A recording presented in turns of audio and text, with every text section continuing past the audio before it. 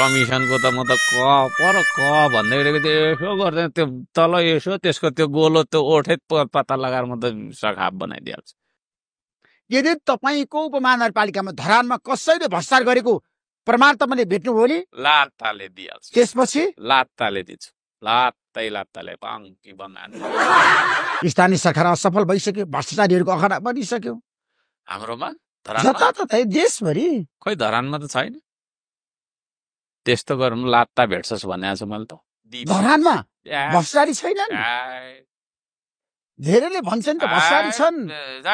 काङ्ग्रेस एमालेका वडा अध्यक्षको भनाइ छैन। मैले थाहा पाएँ भने लात्ता भेट्छस् भनेको छु। लात्ताले दिइहाल्छु। लात्ता हान्न सक्नुहुन्छ भ्रष्टाचारीलाई? घुमाएर दिन्छु म चाहिँ। कमिसन खानेलाई घुमा लात्ताले भ्वाक्क दिने हो। कानुन सानुन मेरो त्यस्तै हो। त्यही सजाय नै अहिलेसम्म कतिजना लात्ताले हान्नुभयो भ्रष्टाचारीलाई ठ्याक्क भन्नुहोस्। त्यो अब मेरो उसमा आएको छैन।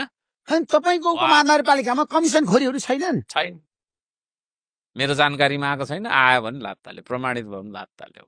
लात्ताले हानेर पुग्छ भ्रष्टाचारीलाई? दिने नै त्यही हो। अब त है कानुनमा गयो भने त के भन्छ भरे त्यो माफी मिना पाइहाल्छ। काङ्ग्रेस एमालेका प्रतिनिधिहरूले के गर्छन्? उनीहरूले कमिसन खान्नन्? दिइहाल्ने हो। उपमेयरले खानुहुन्न? दिइहाल्ने हो। भन्नुहोस् प्रमाणित भयो भने दिइहाल्ने हो। उपमेयरलाई पनि लात्ताले दिनुहुन्छ? जसले गर्छ त्यसलाई हान्नु परेन। भ्रष्टाचार नभएको ठाउँै छैन।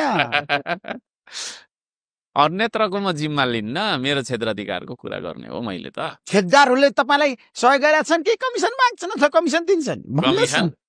कमिसनको त म त पर भन्दै गरेको त्यो यसो गर्दैन त्यो तल यसो त्यसको त्यो गोलो त्यो ओठै पत्ता लगाएर म त सखाप बनाइदिइहाल्छु। कडा मान्छे हो अर्को साम्बाङ त।